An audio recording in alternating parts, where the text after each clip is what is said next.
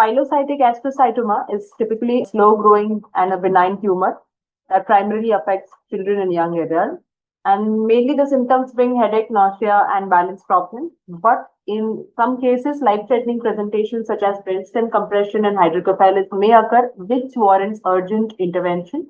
Also, factor VII deficiency. The factor VII, as we all know, is a vitamin K-dependent coagulation factor, which plays a role in the initiation of the extrinsic coagulation pathway along with the tissue factor. Its congenital deficiency is a rare autosomal recessive coagulation disorder with an estimated prevalence of 1 in 5 lakhs.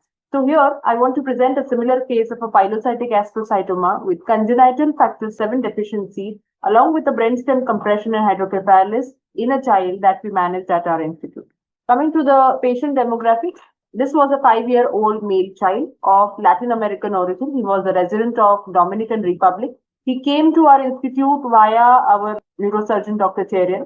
He has been at various places. He's not associated with us anymore, but he had been to various places and he has a lot of international contacts, through which somehow he got in contact with this particular patient and he got him here to operate.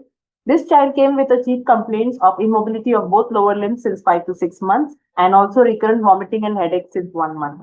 In the history of presenting illness, he had similar complaints 6 months back in his own home nation, and on evaluation was found to have a brainstem lesion with hydrocephalus and holocytes. A VP shunt was placed over there in his parent country. However, they did not do any definitive surgery because of the fact that he had factor VII deficiency and they did not want to open his cranium.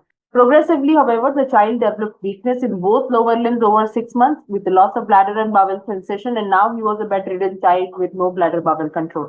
It is then when he got in contact with Cherian sir and he came to us.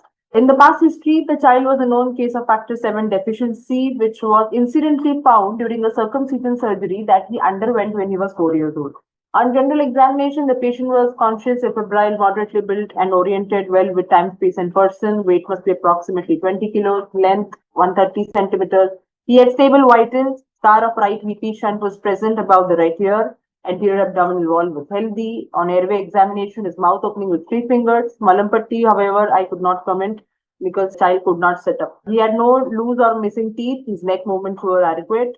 All the higher mental functions seemed normal. However, the motor system wasting was present in all the 4 limbs, the lower limbs being having less power than the upper limb. In the superficial reflexes, they were present, but in the deep tendon reflexes, the knee jerk and the ankle jerk were absent bilaterally. So we did plain and contrast MRI brain with the whole spine screening for this child, and what we found was a holochord astrocytoma with syrinx, and also it showed dilatation of bilateral, lateral ventricles, third ventricles, and fourth ventricles, suggestive of obstructive hydrocephalus. A VP shunt was also noted in place. In the pre-op preparation, we had a team of anesthesiologists, neurosurgeons, a hematologist since he had factor VII deficiency, and the intensive care team, which was again, most of us were anesthesiologists in the loop for the preoperative preparation. Recombinant factor VIIa, which is the definitive treatment for perioperative management of factor VII deficiencies, was procured from Mumbai because this was not available in Karad, neither Kolhapur, nor Satara, nor Pune. So the parent managed to get it from Mumbai. So that was given perioperatively. The first dose was given preoperative, 1 hour before the surgery, 15 micrograms per kg. And after that, thereafter, every 4th hourly till 7 days post-op. Then tranexamic acid was also given as the supportive therapy, 15 milligram per kg IV, TDS, all for a week, right, starting from before the induction. The pre-procedure investigations essentially okay with HB being 10.1 gram percent, TLC 4500. PT was 23 seconds, INR was 1.6. We did an assay of the factor VII levels, which showed around 80% of the activity, which was actually okay. And the blood group was O positive. So as I already told, it was a teamwork involving the anesthesiologist, the neurosurgeons. We took opinion from the hematologist regarding the dose of the factor VII, recombinant factor VIIa, tranexamic acid, etc., and how to go with the regime. And blood and blood products were kept reserved. Consent was obtained for surgery and anesthesia both in Spanish and English. Let me tell you, this child and his parents only understood Spanish language. But luckily, that time we had a fellow and who was working in the neurosurgical department. He was from a similar region and he could understand Spanish, and he became our translator between the mother child and the surgical and the anesthesia team. So the consent was taken in Spanish as well as English. Monitoring the routine ASA monitors. Along with that, BIS, AGM, central venous axis and arterial line was taken ultrasound guided, and the surgeons instilled IONM, that is the intraoperative neuromonitoring, since it was involving the tumor was involving the brainstem. In the intraoperative management, the surgery that was performed was a midline suboccipital craniotomy with excision of tumor by a tilovelar approach. Surgical time was approximately 6 hours. Position of the child was prone with head suspended on pins. We gave VA with controlled ventilation with ETT. The patient was induced with fentanyl 2 micrograms per kg, propofol 2 micrograms per kg, and cisatracurium 0.15 milligram per kg. Not more than 0.8, because more than 0.8 affects the SSEPs, which they wanted to monitor as a part of IONM. Air oxygen for maintenance. Fentanyl propofol infusion was used to maintain the depth of anesthesia, and we did not use any muscle relaxant after the first induction dose throughout the course of surgery. Now, we tried to maintain normocapnia, normovolemia, and normothermia during all the intraoperative period. The vitals of the child remained stable. Recombinant factor VII and tranexamic acid were given intraoperatively as described earlier, the first dose before induction and then 4th hourly. And tranexamic acid 15 milligram per kg was given tedious. The intraoperative blood loss was around 500 ml, which was replaced by 200 ml of fat cells and 200 ml of FFPs, and balanced salt solution 2 ml per kg per hour for maintenance was used. The surgery went uneventful. The patient was shifted to ICU. We chose to electively ventilate the patient for the first 12 hours, although he remained hemodynamically stable. In the post-operative course, the patient got extubated after 12 hours, which was uneventful. Another 100 ml of fat cells and 200 ml of FFPs were given in the post-operative period. The hemoglobin during this time was 8.2 gram percent and INR was 1.67. Recombinant factor VIIa continued 4th hourly for 7 days, and the factor VII activity after the stoppage of recombinant factor VII concentrate was 150%. All other hematological parameters were within normal limit. The total ICU stay of this child was 3 days. He was discharged on post-op day 15. Total hospital stay was 29 days, and the surgeons in the surgical team did a tele follow-up with this patient later after he reached his own country. And the final outcome being the patient received chemo and radiation therapy after his surgery in his parent nation, and now he is set to resume his routine life. So the challenges and the considerations that we faced mainly during this surgery was, one, there was a risk of bleeding and factor VII deficiency, which is again a rare coagulation disorder. Second was to procure that recombinant factor VIIa, which was not available in cities around us. The cost was a factor, but luckily he being an international patient, they were ready to bear the cost. Along with this, to add to it, it was a brainstem lesion, a closed cavity lesion, along with this factor VII deficiency. Prone positioning, maintaining ICP was a challenge. Prolonged post-operative care was anticipated, and not the least, the reputation of our team and the institute was at stake, because it was the first time that an international patient was got here, that too with a rare condition, and the world was looking at us. So it was the management was also looking at us. So everybody was fingers crossed, and it was actually very stressful to get this child done very smoothly. So other considerations being, managing the factor VII deficiency presents a lot of therapeutic challenge due to its rarity and variability.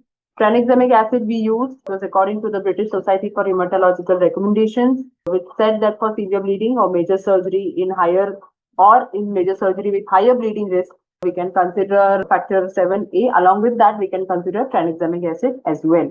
And USG guided monitoring was used for precision and to avoid any inadvertent bleeding or pricks. So, a little bit about factor VII and its significance. Factor VII is a vitamin K dependent coagulation factor, which plays a role in the initiation of the extrinsic coagulation pathway. So, whenever there is an injury, along with the tissue factor, the factor VIIa makes tissue factor VIIa complex, which activates the factor Xa, and it further leads to the prothrombin conversion. Its congenital deficiency is a rare autosomal coagulation disorder with the estimated prevalence of 1 in 5 lakh, caused due to mutations in the F7 gene. The clinical features are highly variable, ranging from asymptomatic to mild to severe, like an intracranial hemorrhage or a GI hemorrhage. So this is the classification according to the National Neurosurgery Foundation. So severe, whenever the serum activity levels of factor VIIa are less than 10% of normal, there is higher risk of severe bleeding. So there could be joint bleeds, muscle hematomas, in case of heavy menstrual bleeding and GI bleeding, CNS bleeding and stuff like that. If your activity of your serum assay is between 10 to 20% of your normal, it has low risk of bleeding. So like easy bruising or glum bleeding or some nosebleeds. If it is more than 20 to 50% of the normal, they often sometimes don't show any symptoms. but they might have bleeding and symptoms. The patients undergo trauma or surgical procedure or pregnancy or delivery. So in our case, maybe we were lucky to be in the mild category, but we still had to open the cranium. We still have to be operating near the brainstem, and we could not take any risks. In the diagnosis and lab testing, the factor VII deficiency presents usually with the prolonged PT and a normal APTT. The bleeding time usually stays normal. A specific assay for factor VII is required to confirm the diagnosis, and the normal factor VII activity might range from 50 to 200%. And a level less than 10% of the normal gives you an increased risk of severe bleeding. Coming to recombinant factor VII that we use, the primary drug that we use to manage this rare condition, it is US FDA approved for the treatment of hemophilia and factor IX deficiency. And there are other potential and approved applications of this recombinant factor VIIa also, which include hemophilia and clotting defects, hemophilia with inhibitors, acquired hemophilia, congenital factor VII deficiency, Glanville's thrombocytopenia, other platelet coagulation disorders, and other coagulation factor defects like factor XI or convalescent factor disease as well. The other drug that we used was tranexamic acid as a supportive therapy. It is antifibrinolytic, which means it blocks the breakdown of the blood clot. It is synthetic lysine analog that competitively inhibits the plasminogen activator, and it blocks the conversion inhibits the plasminogen to plasmin conversion, and helps in stabilizing the fibrin clots.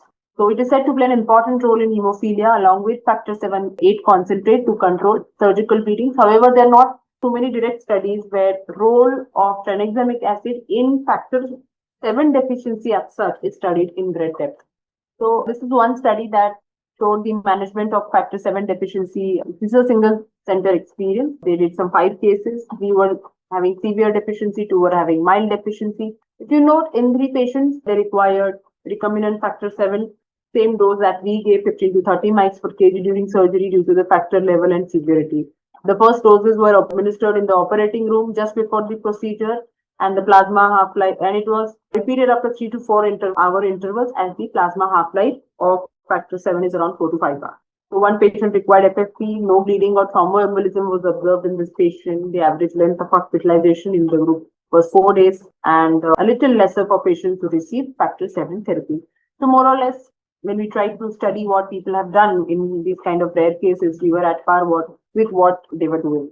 This is another from the Korean Journal of Hematology. This was the experience of patients with congenital factor VII deficiency, again from a single center. They did some 8 cases of various types: tonsillectomy, THR, arthroscopic synovectomy, dental extraction cases, and all that. So what they primarily used is, again, replacement therapy with recombinant factor VII. And except a couple of dental extractions, they used it for all patients. And the next thing was the use of antifibrinolytic agent like tranexamic acid. So that they have restricted to use in only dental extractions and not the major surgeries like PHR. Now, this was a study where they used recombinant activated factor VIIa combined with tranexamic acid like we used to control hemostasis in patients here with factor XI deficiency, however, undergoing urological procedures. So they use both for hemostasis and urological procedures in a patient with factor XI deficiency. So 1 gram of Tranexa they administered 1 hour before surgery, and then IV recombinant factor VIIa also they gave in 10 to 15 mics per kg at the end of surgery. So subsequently, all the patients that they received Tranexa for 48 hours, followed by oral Tranexa for around 7 days. All procedures were performed without significant bleeding complications, except maybe one who remained on aspirin therapy. None of the patients required discontinuation of tranexamic acid due to blood clots. Or the other query that came up to me, why I put the study here, is they asked me, if you're giving tranexamic acid, isn't there also a risk of thrombosis to it? So you want to, that could be other way around. It might lead to thrombosis. So that also is a risk if you're using tranexamic acid, but we use it as a supplementary agent. And why I wanted to emphasize it here, because I've seen all of references and they have used tranexamic acid without complication or without thrombotic complications, let's say. Again, this was a study where factor VII and tranexamic acid was again used in factor XI deficiency. There are very, very less studies of actual factor VII deficiency patients. These are all rare congenital disorders. So we have few studies which have been done in factor XI deficient patients, few in factor VII deficient patients. And more or less, they have used recombinant factor VIIa and tranexamic acid in most of these cases in the doses that were similar to what we used. and none of them showed excessive bleeding or thrombosis. And what they have concluded is they have used a single dose here because it's basically a factor XI deficient patient. Low dose of recombinant factor VII and tranexamic acid can secure normal hemostasis in patients with severe factor XI deficiency who did not receive any other blood products. This is another article which gives you a sort of input into perioperative management of patients with rare congenital disorder. It was a systematic review. They did 13 women, 8 men, totally 21 patients who were retrospectively analyzed. And in that 21 patients, 7 patients had factor VII deficiency who underwent surgery. And they were also given recombinant factor VII at the dose of 15 mics per kg pre-operatively. And tranexamic acid was given in accordance with surgery for 6 patients, additional replacement therapy for up to 3 days. And in fact, 2 patients who underwent only gynecological intervention with factor VII deficiency, they gave only tranexamic acid, not the recombinant factor VII. So no complications were observed during the follow-up of these patients. To conclude, complex case with a neurosurgical as well as hematological risk was successfully managed with multidisciplinary team of anesthesiologists, neurosurgeons, and hematologists. The tumor excision was uneventful and the patient had a smooth recovery. This only goes to highlight the importance of a meticulous perioperative planning and determination of the team with which we could operate a complex neurosurgical case, which was probably rejected by a Western country but conducted very successfully by a rural hospital of Maharashtra. This is the setup that made this possible, and this is the team that made it possible. It's a small video just to show the setup that we have in neurosciences. So we have 3 theaters, 1 spine, 1 for emergency. This is the main theater where we do the complex neurosurgical cranial cases. We have the state-of-art infrastructure. We have good easier workstations, and the icing on the cake is that we have the intraoperative CT, which is probably one of its kind in the nation. So we can do the scans of our patients right away intraoperatively. And we don't need any specialized equipment as against what we need for an intraoperative MRI. And that's the team. And thank you very much.